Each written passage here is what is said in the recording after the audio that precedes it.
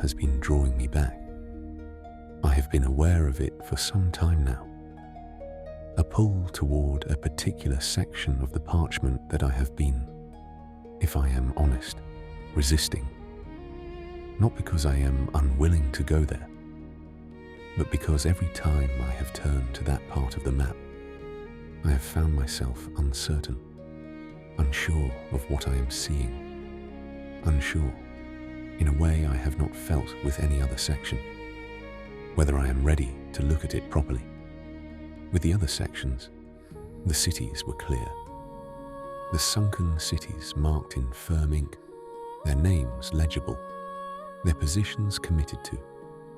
The gold cities shifting and uncertain, but present. The cartographer's hesitation visible in the quality of the line. The desert section mostly empty. The cities at its edges sparse, but readable in the right light. This section is different. There is something here. I am almost sure of that.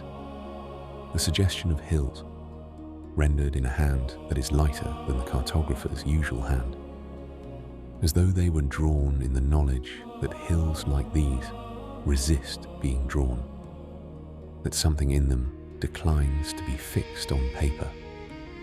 The curve of what might be a river, the outline of something that might be an island in what might be a marsh, and at the center of it, faint but present, two marks that might be cities. I have to hold the map at a particular angle. I have to let my eyes go slightly soft, the way you let your eyes go soft when you are trying to see something at the edge of your vision that disappears when you look at it directly. When I look straight at those marks, they seem to recede. The ink becomes uncertain. The names dissolve back into the texture of the parchment. But when I hold the map at the right angle, in the right quality of attention, patient, unhurried, not demanding, they come back, faint but unmistakable. Camelot. Avalon. I have been thinking about why this section of the map resists being read directly, and I think it is because these two cities have always worked this way. They have never been the kind of places you find by looking for them. They reveal themselves to a particular quality of attention. They show themselves to those who are ready to see them, and not to those who are not. Perhaps I have simply needed to be ready. Tonight feels like the right evening. The hour is late. The world outside is quiet. You are here, and you have brought with you whatever it is you bring to these stories. The part of you that still believes or wants to believe that the world was briefly better than it usually manages to be, and that somewhere, in a place just beyond the ordinary map, that briefly better world is being kept. That is what these two cities are. I want to tell you their story, but first I need to tell you about the world that made them necessary.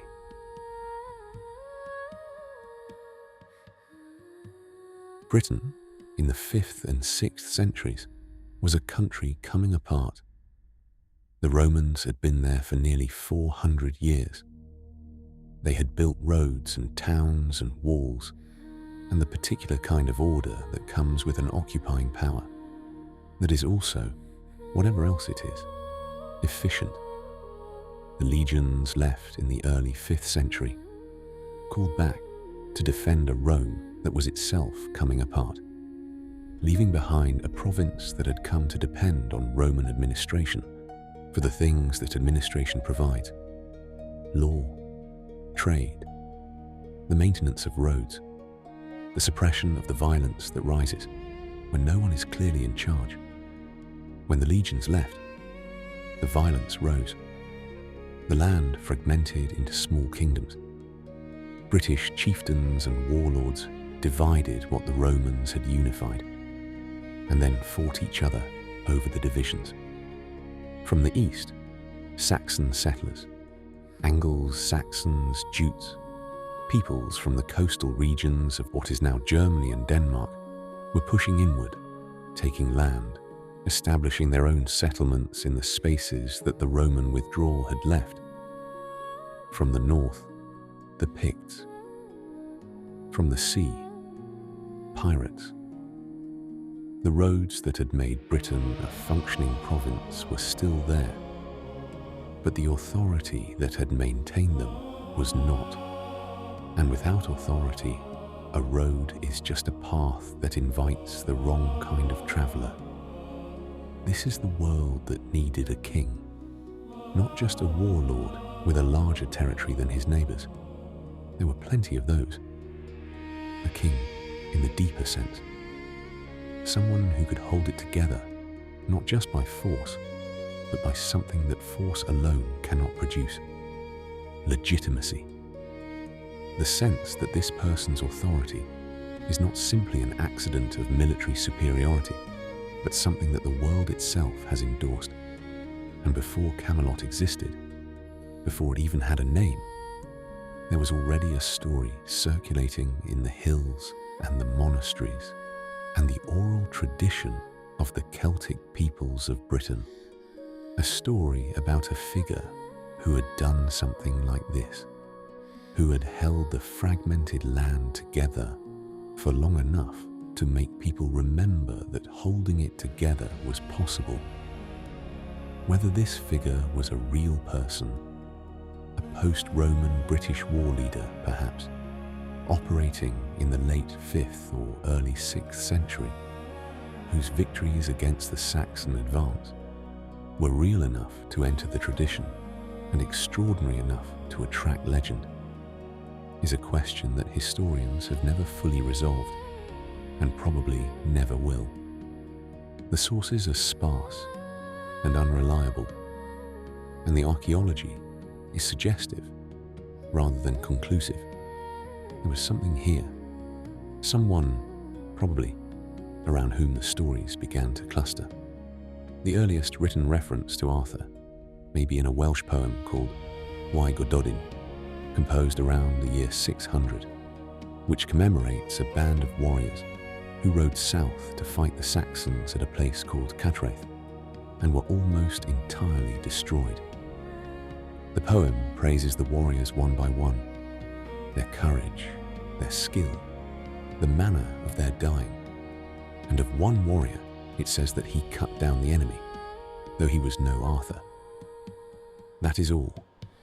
A single comparison, embedded in a poem about a battle Arthur was not in, offered without explanation, as though the audience already knows exactly what the name means. Arthur, in that single line, is already a standard, already the measure against which other warriors are assessed. Already, in the year 600, the thing that people reach for when they need to describe a quality of excellence that ordinary language cannot quite contain. The Arthur of the Welsh tradition, the Arthur behind that comparison, the figure who lived in the stories and the poems before Camelot had been imagined, is almost unrecognizable as the king of the later legend. He is a warrior, first and foremost. He moves through a landscape that is not yet medieval, not yet courtly, not yet organized around the ideals of chivalry. It is a landscape of giants and witches and other worldly presences, of battles whose stakes are survival rather than honor. And his companions are extraordinary in ways that the later knights are not. In the tale of Culhwch and Olwen, one of the oldest Arthurian stories, preserved in the Mabinogion, written down in the 12th century, but drawing on material much older, Arthur's court contains men whose abilities strain the boundaries of what the word companion can contain. There is Clust, the son of Clwstfenod, who, if he were buried 7 fathoms in the earth, could hear an ant moving 50 miles away. There is Skilty, lightly goes, who could run along the tops of trees without bending them. There is Gwyr, who knew the language of every creature that had ever lived. There is Bedwyr, who would become Bedivere, the last knight, the one who throws the sword, described here as the swiftest man in the world on his feet, with a single hand and yet able to strike 3 blows before the first had landed. This is not the Round Table. These are not knights in polished armor, observing codes of chivalry. These are something older and stranger, forces of nature gathered around a figure who is himself a force of nature, moving through a dark world with the particular quality of someone who refuses to let the dark be the whole of the story. This early Arthur has no Camelot. He has Britain, wild, dark, contested Britain, and the quality, rare and desperate and necessary, of a man who holds it together by the force of what he is. The Camelot that most of us know came later, much later. It was built over centuries, by many hands, in many languages. But underneath all of those layers, underneath the knights and the Round Table, and the courtly love and the Grail, the original story is still there. A dark age, a figure who held the dark at bay, and the question never quite answered, never quite dismissed, of whether it could happen again. That question is what Camelot is built on.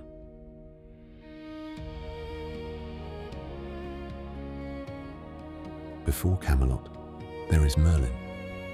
He is the condition of Camelot's possibility, the intelligence that sees what is coming and arranges what needs to be arranged. Without Merlin, there is no Arthur, and without Arthur, there is no Camelot. And so, in some sense, everything that follows begins with this figure standing in the dark at the edge of the story, knowing what he knows, deciding to act on it. Who Merlin is, in the tradition, has never been entirely settled. His origins are strange.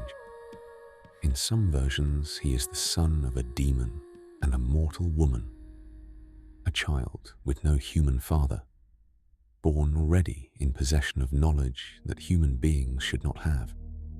Not knowledge learned, but knowledge given by whatever it was that fathered him. The knowledge of how things unfold, of cause and consequence, of the long, slow logic of events that most people can only see after the fact. Merlin sees it before. He sees the shape of what is coming, the way a reader sees the shape of a story, from a position just outside it, able to discern the arc that the characters inside it cannot perceive. This is his gift, and it is also, quietly and persistently, his suffering. He knows what Camelot will become. He knows from before it is built how it will end. He builds it anyway. He arranges the birth of the king who will build it, knowing the building and knowing the ending with equal clarity, choosing to act rather than to simply observe. Whether this makes him wise or tragic or both is a question the legend never directly answers, but sits with throughout. The story of Arthur's birth is not a clean story. Uther Pendragon, High King of Britain, saw Igraine, the wife of his ally Gorlois, Duke of Cornwall, and wanted her with the particular violence of a powerful man who has not learned to distinguish between wanting and taking. Gorlois, understanding what was coming, took his wife to his castle at Tintagel and refused to bring her to Uther's court. Uther went to war. Tintagel stands on a headland on the Cornish coast, a finger of rock extending into the Atlantic, connected to the mainland by a narrow ridge that made it nearly impregnable. The sea crashes against it from 3 sides. The wind never quite stops. It is a place that feels, even now, like it exists slightly outside the ordinary world. the coast of Cornwall doing what the Cornish coast does, which is to make everything feel older and stranger and more saturated with something that resists being named. Merlin came to Uther with an offer. He could make Uther appear as Gaulois, take on the Duke's face and voice and bearing well enough to deceive Igraine herself, in exchange for something, the thing that was born of that night. Uther agreed. Merlin made him Gaulois. He went to Tintagel, and Igraine received him as her husband. And that night, Arthur was conceived. Gaulois died in battle, the same night, unknowing. Uther and Igraine married. And when the child was born, Merlin took him, as agreed, and placed him with a knight named Sir Ector, to be raised in obscurity, unknown, until the time came. This is the shadow at the beginning of the story. The greatest kingdom the legend will produce is founded on a deception. Its king is the child of a knight that his mother did not consent to in any meaningful sense. The tradition does not dwell on this. It is told quickly, as set up, as the mechanism that produces the hero. But it is there, and it matters. Not because it condemns Arthur, who had no part in his own conception, but because it plants something in the story's root that will grow, over time, into the particular kind of consequence that unacknowledged wrongs produce. Arthur grew up not knowing what he was. In Sir Ector's household, treated as a younger son, given no special status, required to be ordinary. Merlin's plan required this. Required a king who had not been raised to expect kingship, who didn't have the particular deformations that power produces in those who grow up with it. When Uther died, the kingdom fell into the old arguments about succession. The great lords gathered and quarreled, and Merlin arranged the sword. In the earliest version, it is a sword in an anvil set on a stone, a distinction that matters because an anvil is a craftsman's instrument, and pulling a sword from an anvil is a feat of strength and will, rather than simply a feat of magic. The inscription read, "Whoever pulls this sword from this stone and anvil is right-wise born king of all Britain. Every lord and knight of note tried. None succeeded. The sword stayed where it was, patient as Merlin, waiting. Arthur pulled it. He did not know what he was doing.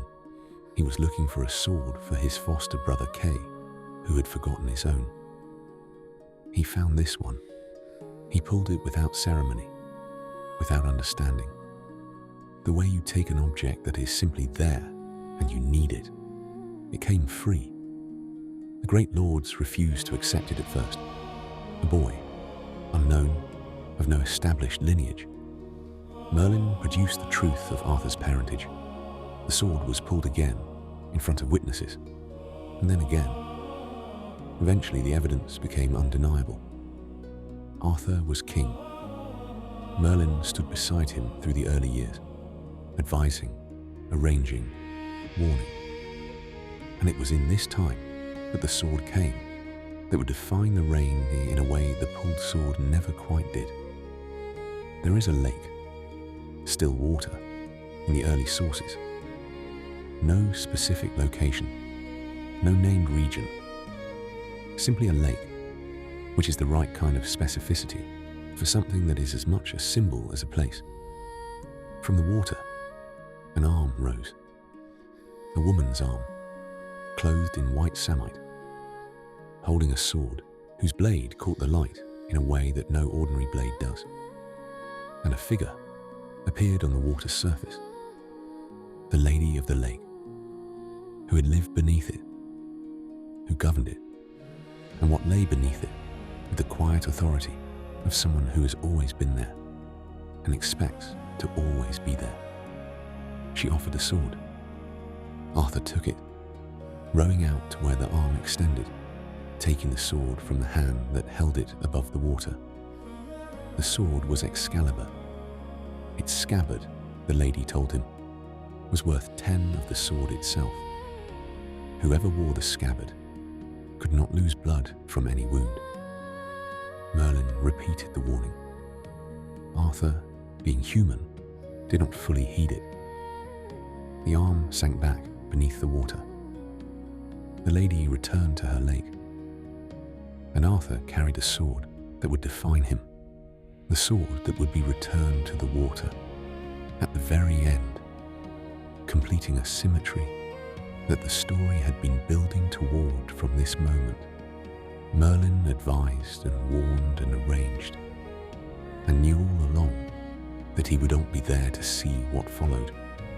His ending came not in battle, not in old age, but through the very power he had spent his life exercising. Her name is Nimue in most versions, the Lady of the Lake, or a Lady of the Lake. The tradition is not always consistent in its distribution of these figures. She came to Merlin's court, and he taught her. He taught her willingly, knowingly, the man who saw consequences, teaching the woman who would become his consequence. Everything he knew, everything he was, the magic that had shaped the world of Camelot, passed across from the one who had built it to the one who would outlast it. And when she had learned enough, she used what he had taught her. She sealed him in a cave, in some versions, a cave in Cornwall, not far from Tintagel, the place where it began, in a tower of air, in others, an invisible prison, in an invisible landscape, present and unreachable simultaneously, in a hawthorn tree, in the version that has always seemed most right to me, the old enchanter, the intelligence behind Camelot, become a tree, still present, still there, in the forest. If you know what you were looking for, just no longer available, no longer able to come when called. His absence is almost as important as his presence. The man who saw consequences is gone at exactly the moment when someone who could see consequences was most needed. Camelot will make its mistakes without him. The fault lines will open without his counsel to slow them. The ending he always knew was coming will come, and he will not be there to speak the words that might have changed it. Perhaps he could not have changed it. Perhaps he knew that too, and that is why he taught Nimue what he taught her, and allowed what she did, and went into the tree, or the cave, or the tower of air without resistance. The man who knew how things ended, ending in the way he had always known he would end.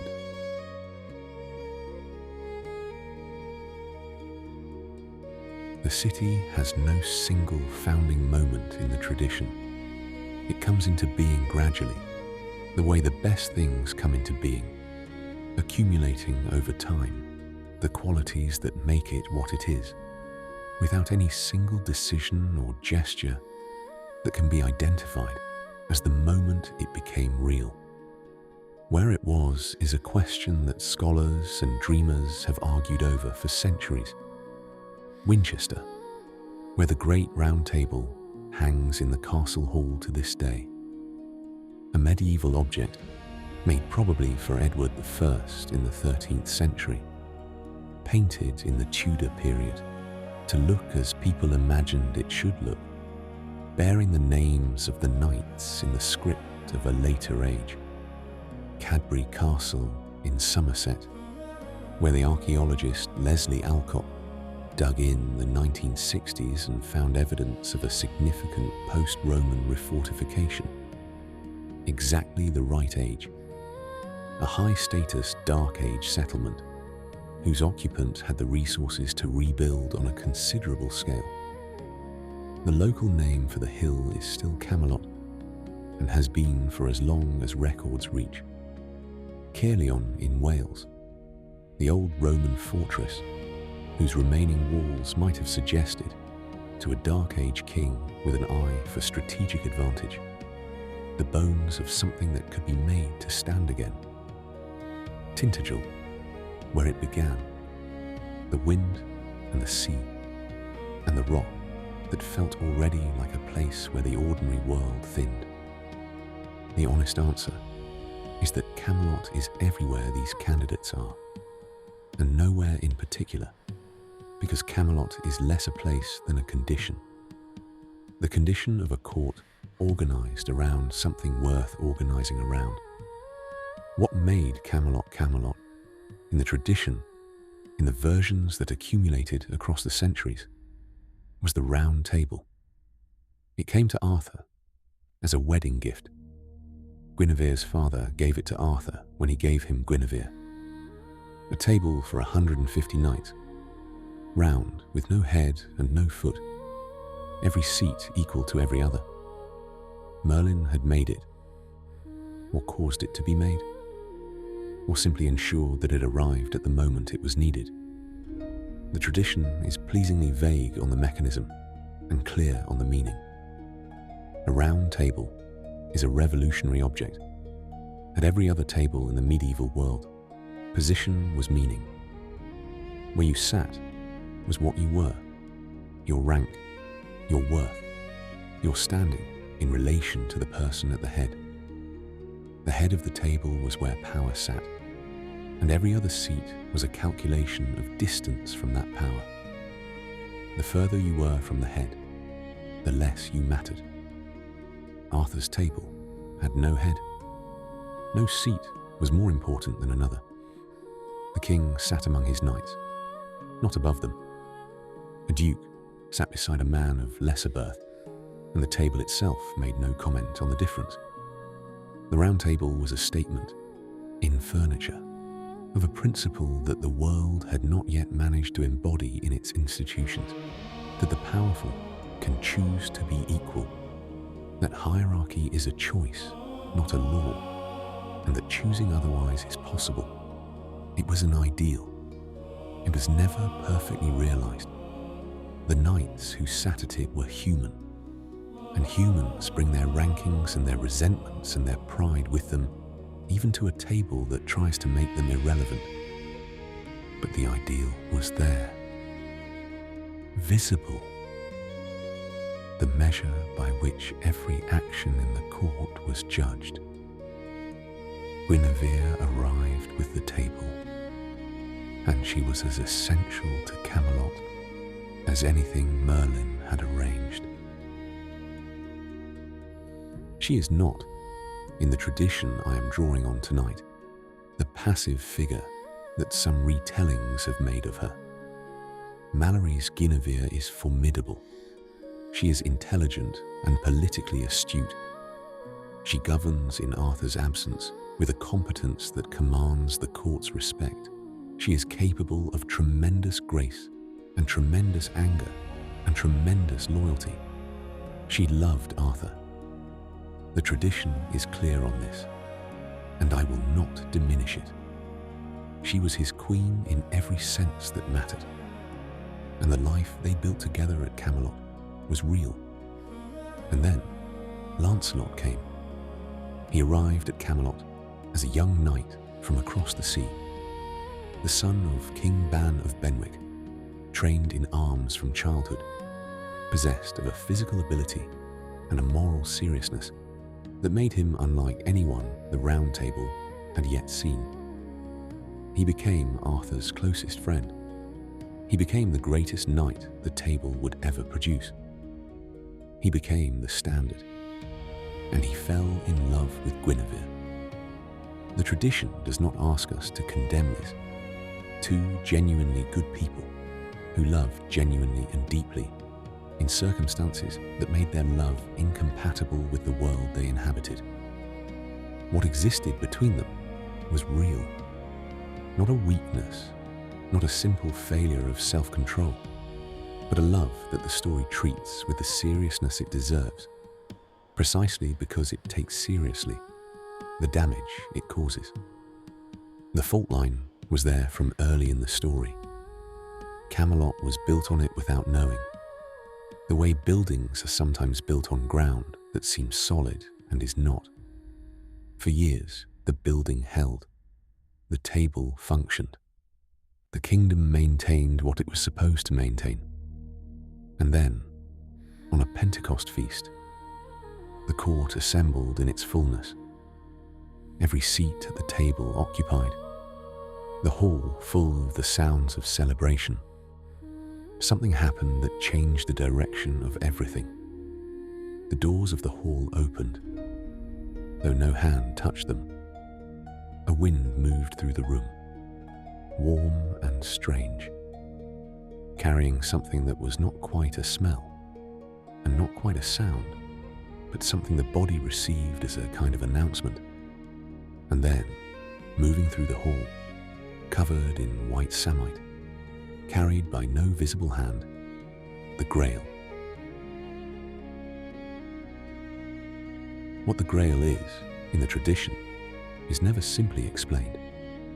It is associated with the Last Supper, the cup used at that meal, the vessel that caught the blood at the crucifixion, brought to Britain by Joseph of Arimathea and kept in a castle that cannot be found, except by those ready to find it, guarded by a king whose wound will not heal until the right question is asked.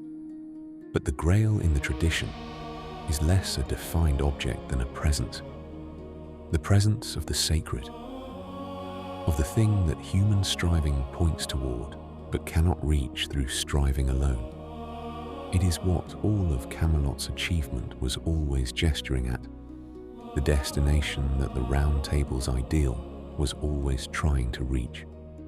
As it moved through the hall, the room was filled with the smell of every good thing, every spice, every sweetness, every fragrance the world contained.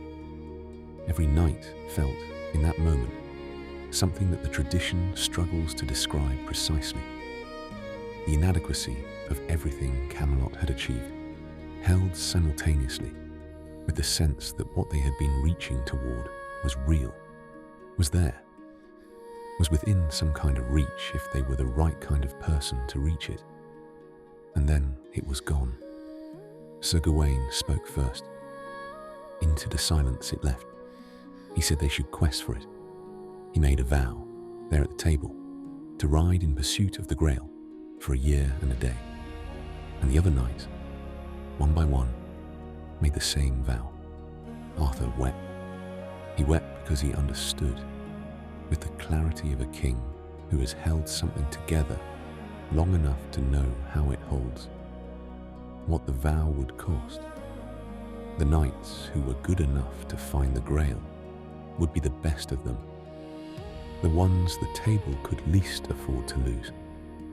Many would not come back, and a king who tells his knights not to pursue the sacred is no longer quite the kind of king Camelot was built to have. So he wept and said nothing to prevent it.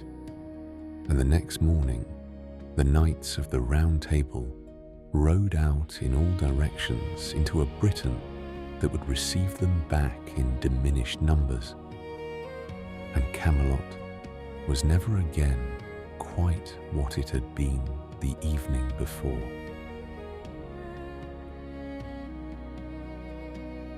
I want to pause the story here. I want to talk about someone who has been present at its edges from the beginning, watching. Morgan Le Fay, Arthur's half-sister, the daughter of Igraine and Gorlois, born before the night at Tintagel, before Merlin's arrangement, before Arthur. She is the eldest of the story's generation, and she is the one who sees it most clearly, and she is the one whose reputation the centuries have treated most unjustly. In the oldest tradition, the Celtic tradition that predates Camelot entirely, the tradition in which Avalon is already an island and Morgan is already its ruler, she is a healer, a figure of the other world, possessed of knowledge and power that the mortal world cannot match, devoted to the restoration of what has been broken. Her name means something close to seaborn, or bright sea, depending on which etymology you follow. She is an island figure, a water figure, the kind of presence that belongs to the spaces between the ordinary world and whatever lies beyond it. She was there before Camelot. She will be there after. There is a connection worth noting between Morgan and Merlin that the tradition rarely makes explicit, but that sits just beneath the surface. In some versions, she was taught by him. Merlin, the architect of Camelot, the intelligence that shaped the legend's possibilities, passing his knowledge to the woman who would outlast everything he built. What passed between them? What he understood he was doing when he taught her. The man who knew how things ended, teaching the woman who would receive the ending. Whether this was choice or destiny, or simply the way that knowledge moves, from one kind of keeper to the next. The French romances of the 12th and 13th centuries did something to Morgan that the Welsh tradition had not done. They needed a female antagonist. The chivalric romance requires obstacles, and an enchantress with power and a reason to resent the king's court provides obstacles efficiently. They darkened her. They gave her schemes and malice, and the particular quality of villainy that makes a story's conflicts legible.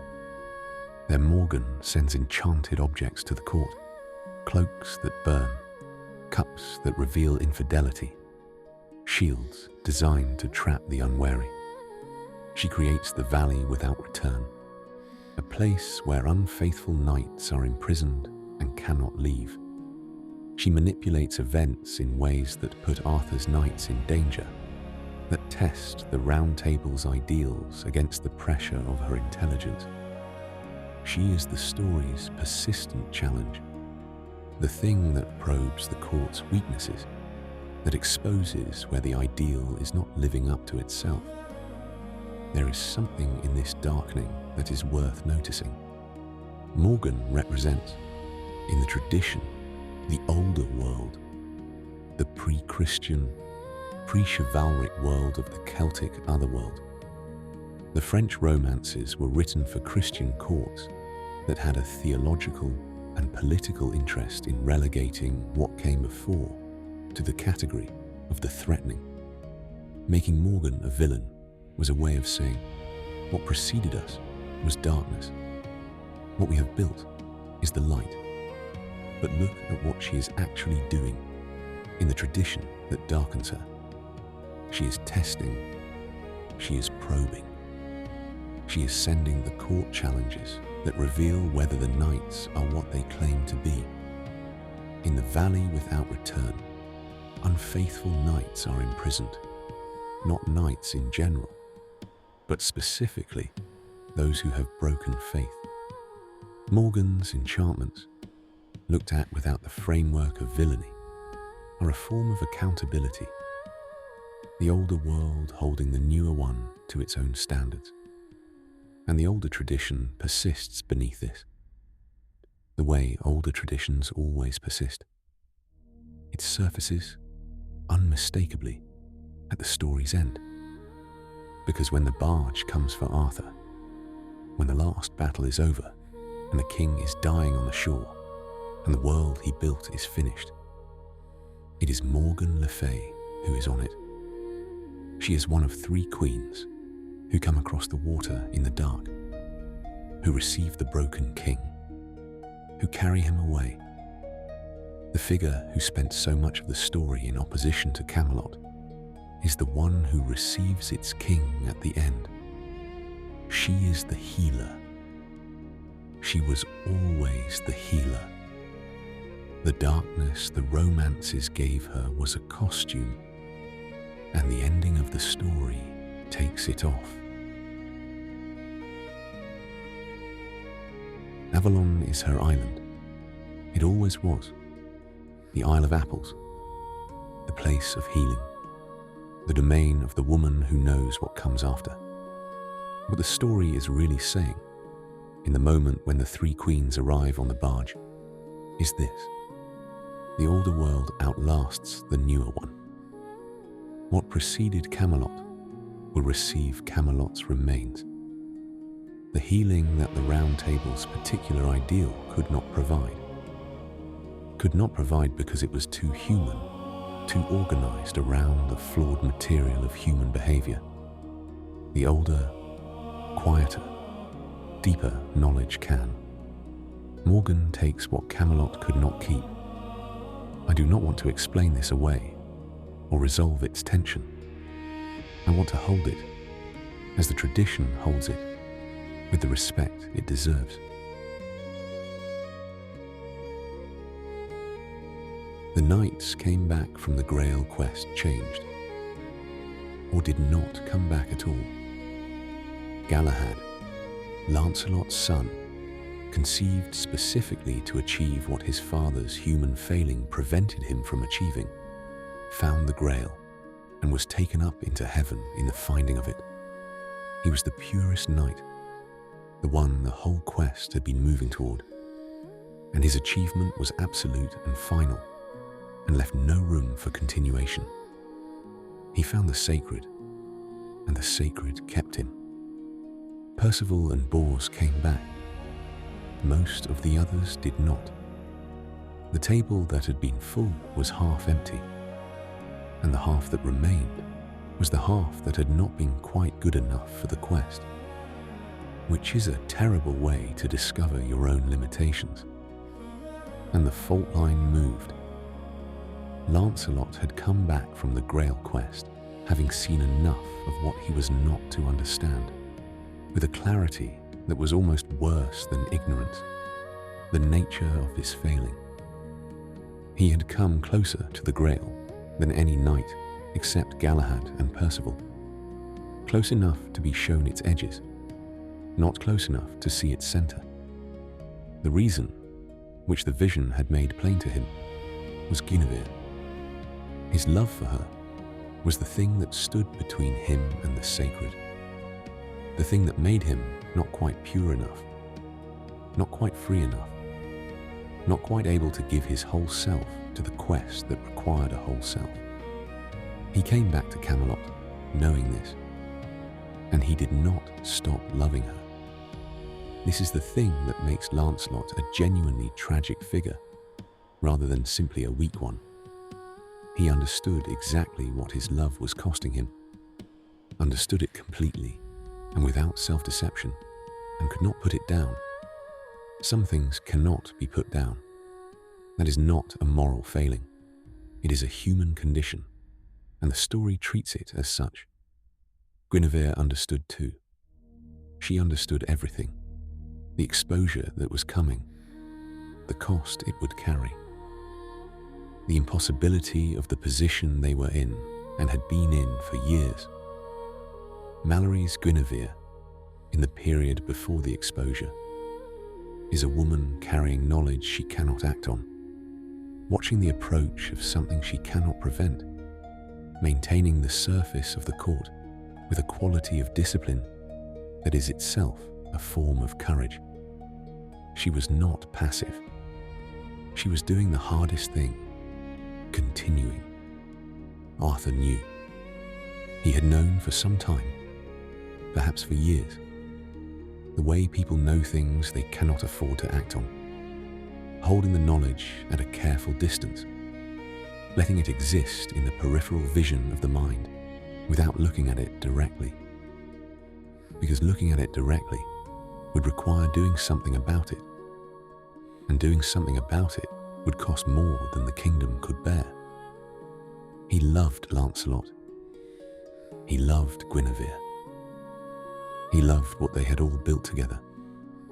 The knowing and the not acting on the knowing was the only way to hold all of that simultaneously. Mordred looked at it directly. Arthur's nephew in some versions, his son in others. The son, in the version that carries the most weight of his half-sister Morgause, conceived before Arthur understood who Morgause was. In the early careless days of his kingship, before the consequences of his blood were fully clear to him, born of a sin that Arthur committed in ignorance but not in innocence, the way the sin at the story's root, the deception at Tintagel, also happened in a particular quality of darkness. Mordred is not simply a villain. He is what the story is about.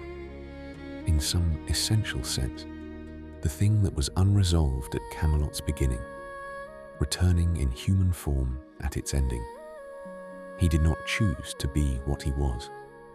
He did not choose his parentage or the knowledge of it, the knowledge of being the consequence of a mistake that the court he grew up in preferred not to discuss. He is the price, arriving to be paid. He brought the affair into the open. He brought witnesses. He forced the thing that Arthur had been declining to force, the application of the Round Table's own principles to the Round Table's own king. The law that applied to everyone applied here too, or it was no law at all. Lancelot and Guinevere had committed treason. The laws of Camelot required their punishment. Arthur prosecuted the people he loved most. He had no choice that did not destroy something irreplaceable. The code that made Camelot what it was required him to act. Acting destroyed what the code had built. This is the particular horror of Camelot's ending. Not that it was brought down by evil, but that it was brought down by its own goodness, by its own insistence on being what it said it was. Lancelot rescued Guinevere from the stake, killing knights in the process, killing Gareth and Gaheris, Gawain's brothers, who were present unarmed and died in the confusion. This turned Gawain, who had been Lancelot's closest friend among the knights, into his implacable enemy. Gawain had loved his brothers with a simplicity and a completeness that the loss of them could not survive with any room for understanding or forgiveness. He demanded war. He drove the war forward, even when Arthur might have paused it, carrying his grief like a weapon, unable to put it down any more than Lancelot could put down his love. War broke out between Arthur and Lancelot. Arthur crossed to France to pursue it, leaving Mordred as regent. Mordred took the kingdom. Arthur came back. They met on Salisbury Plain, the broad chalk upland of southern England, where the grass is short and the sky is enormous, and the land has been a place of significance and ceremony for longer than any written record reaches. Camelot, the last battle, the morning fog lying over the plain, thick and white, muffling sound, making the armies on both sides into shapes rather than people. There was a negotiation. A truce was almost reached. The terms agreed, the messengers crossing between the lines. The extraordinary possibility of it all ending without the battle that everyone had ridden here to fight. Arthur and Mordred, their representatives speaking, the fog beginning to lift in the early morning warmth. And then someone drew a sword.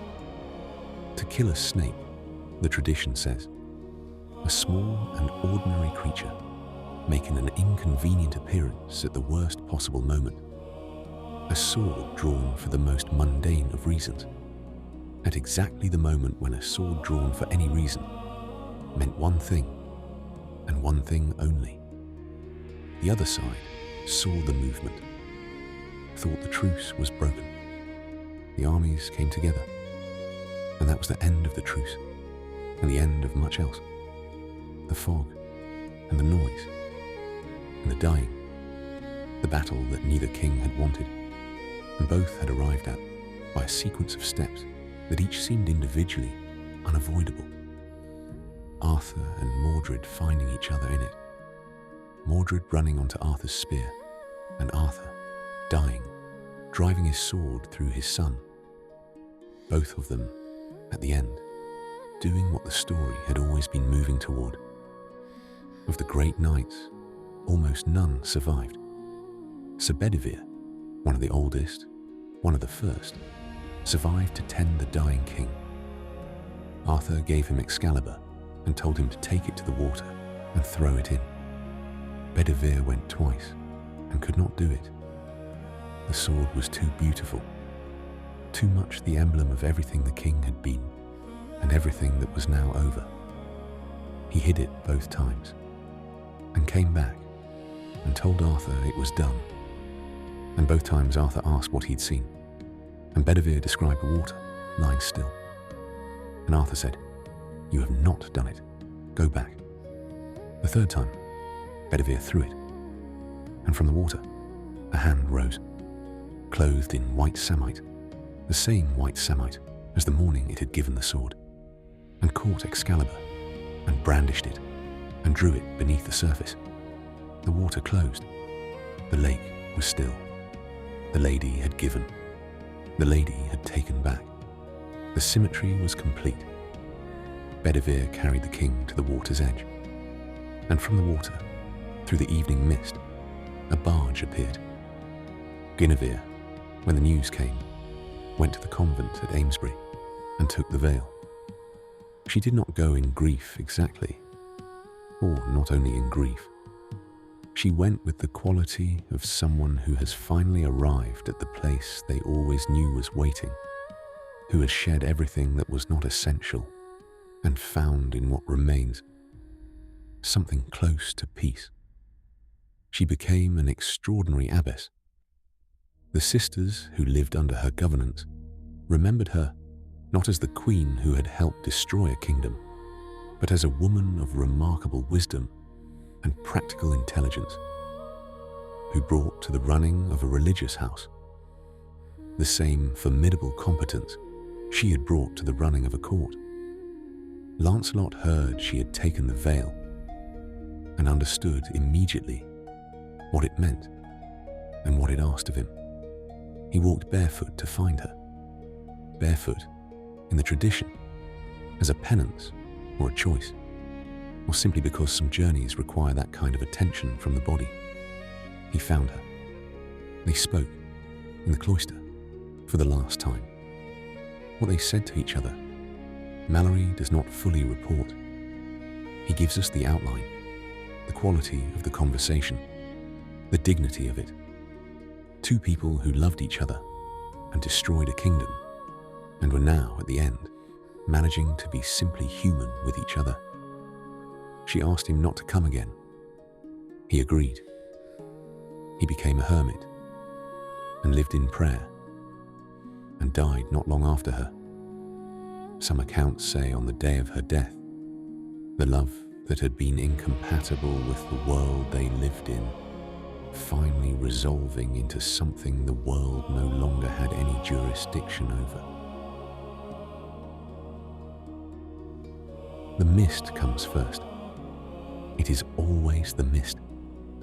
In every version of the story that describes the passage to Avalon, the mist is there, rising from the water, thickening, changing the quality of the air in a way that is not simply weather. The mist around Avalon is not incidental. It is the island's first line of discernment, the mechanism by which it remains hidden from those it is not ready to receive. You cannot navigate to Avalon. You cannot find it on a map, which is why the cartographer's marks for it are so faint, why the name seems to recede when looked at directly. The island shows itself, or it does not. The mist either parts, or it does not. The choice belongs to the island, not the traveller. The barge came through the mist to the shore where Arthur lay. On it were three queens: Morgan le Fay, Arthur's half-sister, the healer, the ruler of the island that was coming to receive him. the Queen of North Galis, the Queen of the Wastelands. 3 women, robed in black, their faces grieving with a grief that was not simply personal, but something larger, the grief of those who see clearly enough to understand what has been lost. Bedivere helped the king onto the barge. Arthur was barely conscious, the wound at his side deep, and of the kind that has decided what it is going to do. He told Bedivere he was going to Avalon to be healed of his wound. He did not say he was dying. He said he was going to be healed. The barge moved out onto the water. The mist closed behind it. Bedivere stood on the shore and watched until there was nothing to see. And then he turned and walked away into the world that was left, which was very quiet. The island, in the tradition's fullest account, is Insula Pomorum, the Isle of Apples. Geoffrey of Monmouth describes it in his Vita Merlini with the quality of someone describing a place they have dreamed rather than visited, which is the right quality. A place where the ground gives fruit without cultivation, where the grain grows in the fields without being sown, where the seasons do not press their ordinary demands on the inhabitants, where the air has a quality that the mainland air does not have, lighter, clearer, carrying something that is not quite a smell and not quite a sound, but something that the body receives as a kind of permission to rest. Morgan's Island, her domain, the healer's domain, the place organized around the principle of restoration rather than the principle of achievement. Camelot was organized around what could be built and what could be maintained. Avalon is organized around what can be healed. They are not the same principle. They require different things of the people inside them. What Morgan did with Arthur when the barge arrived, how she healed him, over what span of time, whether the healing was complete or ongoing, the tradition does not say. What the tradition says is that he is there, that he did not die on the plain at Camelot, that the wound the world gave him was taken to a place outside the world's reach. And in that place, the wound is being addressed. He sleeps. That is the essential quality of Arthur on Avalon. Not death, but sleep. The sleep of preservation. The sleep of someone who has been taken out of time, rather than out of existence. In the hills of Britain, there are caves where, if you know the right story and stand in the right place, you can hear the breathing. Alderley Edge in Cheshire, Cadbury Hill in Somerset, Craigie Dinas in Wales. The stories attached to different caves in different landscapes are remarkably consistent.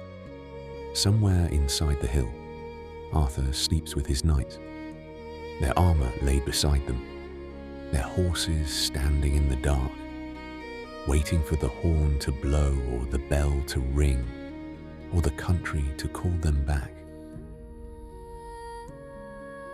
Rex Quondam, Rexca Futurus, the once and future king. The inscription on the tomb that Geoffrey and Mallory both describe. His tomb, or the place his tomb would be if he had died. The marker left for a death that has not quite happened. Here lies Arthur, who was king and will be king again, not was, will be. The tense is specific and deliberate. The king is sleeping, not dead. Sleeping in the hall that Morgan built, in the apple orchard, in the mist, waiting for the moment Britain calls him back. Archaeologists have looked for Avalon, the way archaeologists look for everything the legend names. Glastonbury is the most famous candidate. The monks of Glastonbury Abbey claimed in 1191 to have found Arthur and Guinevere's graves, a discovery of extraordinary convenience that came shortly after a fire had destroyed the abbey and exhausted its funds. The monks needed pilgrims. An Arthurian burial site would attract them. The grave was produced. A leaden cross inscribed with the name, a tomb in the right location. The bones of a tall man and a woman with golden hair. The claim was almost certainly a fabrication. The cross, when it still existed, showed features of 11th century metalwork rather than 6th. The tall bones are not Arthur's. And yet Glastonbury has other qualities that the legend requires. It was once an island, surrounded by marshland that made it effectively unreachable except by water. The Somerset levels flooded for much of the year, the Tor rising from the mist in a way that would have been extraordinary to anyone approaching across the flat wetland. Avalon, the Celtic word for apple, may be the root of both Glastonbury's old name and Avalon's. The apple orchards were real. The island in the marsh was real. The mist that rose off the wetland in the early mornings, making the Tor appear and disappear, was real. Perhaps it was here. Perhaps the barge crossed these marshes in the evening mist, and the island received the king, and the Tor rose above the water in the last light. Perhaps the island is somewhere else entirely, somewhere the mist has not yet lifted, somewhere the cartographer knew enough to mark faintly and leave unreached. Perhaps it does not matter. Avalon is not primarily a place on a map. It is a quality of the imagination, the place the imagination insists must exist, where what the world has broken is being mended, where what the world is not yet ready for is being kept. It is the answer to the question that every age asks when it has lost something it cannot replace. Where did it go? Is it gone completely? And the legend says, no. It went to the island. It is being kept. It will come back when the time is right. This brings us to the end of our story. Or rather, this version of it. What I have told you tonight is one telling of a legend that has been told for over 1,000 years, shaped and reshaped by every age that has needed it, arriving in its most familiar form through the work of Thomas Malory, a knight who wrote in prison during the Wars of the Roses, while England tore itself apart over a disputed throne. Malory needed the story of a just king and a broken court more acutely than most, and the version he produced carries that need in every line. It is a version haunted by the sense of something lost, something that was possible and is no longer possible, something that the world has failed to maintain. But the story is older than Malory, much older. In the Welsh hills, 1,000 years before Camelot had its name, before the Round Table was imagined, before Lancelot and Guinevere and the Grail, there was already a figure in the tradition, a war leader moving through a dark age landscape, holding something together by force of what he was. The earliest Welsh poems that mention him do so almost in passing, as though his audience already knows who he is, as though the name requires no introduction. He was already, in those early centuries, the thing that people reached for when they needed to describe a particular quality of hope. And since Malory, the story has kept changing shape. Tennyson made it a meditation on the ideals and failures of Victorian England, his Arthur a model of noble restraint in an age that was beginning to doubt whether restraint was enough. T.H. White made it a meditation on the causes of war, writing in the shadow of one world war and the approach of another. Is Arthur a man trying to understand violence well enough to transcend it, and failing, as Arthur always fails, in ways that are heartbreaking precisely because the failure is so human? In the 20th century, the story began to be retold from other perspectives. Guinevere's interiority, Morgan's power, the experiences of the people the traditional telling had pushed to the edges. Each retelling asking, who is this story for? Who has it been for? Who could it be for? Every age that has told this story has told it differently. Every age has found in Camelot a mirror for its own particular failure, and in Avalon a home for its own particular hope. The city that was briefly better than the world usually manages.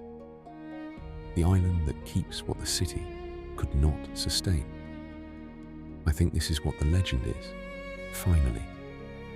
Not a history, not a myth in the narrow sense, but a structure that the human imagination returns to whenever it needs to hold two truths simultaneously.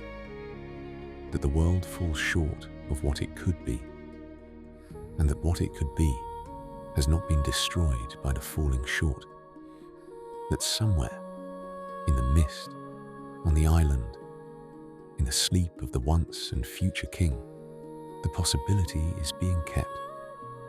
Every generation has needed that. We are, I think, no different. I'm rolling the map up, carefully, slowly, the way you handle something that has required patience to read. The section with the faint marks, the cities that recede when looked at directly. I keep my eyes on them as the parchment curls. And for a moment, in the amber light, they are as clear as anything on the map. Camelot, Avalon, there. And then the parchment completes its curl, and they are gone into the roll of it, preserved in the dark, the way they have always been preserved. What stays with me, after every time I look at this section of the map, is not the battle, not the tragedy of the unraveling, not the terrible logic of a code that destroyed what it was built to protect. Those things are in the story, and they matter, and I will not pretend they do not. But what stays with me is the barge, the three queens coming through the mist, the water still, the island waiting in the dark beyond the torchlight, in the apple orchard, in the quality of air that is different from all other air, because it is organized around a different principle. Not achievement, not striving, not the maintenance of an ideal against the pressure of human imperfection. Simply rest, simply healing, simply the keeping of what the world is not yet ready for. The once and future king, sleeping in the hall that Morgan built. He has been sleeping for a very long time. 15 centuries perhaps, by some counts. 15 centuries of Britons that needed him and did not have him. 15 centuries of ordinary human imperfection, filling the space where the legend says something better, was and will be again. The apple trees in blossom, the mist on the water, the island that exists just beyond the edge of the ordinary map, visible only to the right quality of attention, in the right light, at the right angle. We have been telling this story for over 1,000 years. Different people, in different ages, for different reasons, but always reaching for the same two things. The city that proved the better world was possible. The island that kept the proof when the city fell. Perhaps that is enough. Perhaps the keeping is enough. Perhaps the fact that the story survives, that every age finds its way back to it, that the legend returns whenever it is needed, that the once and future king is always, in some sense, about to return. Perhaps that is Avalon, doing what Avalon does. Not a place, a practice. The practice of keeping alive the possibility of the world as it should be, through all the long centuries in which it is not. Let the mist come down now. Let the water settle. Let the island be still in the dark. The apple trees quiet. The hall lit and warm and unhurried. Let the king sleep. Let Britain go on, as it always has. Ordinary and imperfect, and occasionally, briefly, reaching towards something better. Carrying the legend the way you carry something you are not sure you believe and cannot put down. You are warm. You are still. The island is out there, in the mist, keeping what it keeps. Sleep now.